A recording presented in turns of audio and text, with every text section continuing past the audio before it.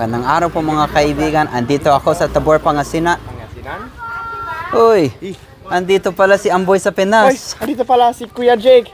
Grabe naman. Hindi, joke lang. Ito ang kapatid ko, si Amboy sa Pinas. Dito siya nakatira sa Tabor, Pangasinan. Kaya andito kami. At sa wakas, pwede na tayo mag-collab. Ayun, bili muna kami ng milk tea. Tapos mamaya kakain kami ng burger.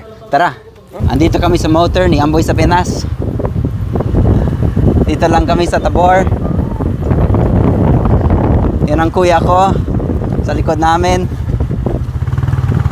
Babili lang kami ng milk tea. Sarap ng hangin. Magulo ang buhok ko.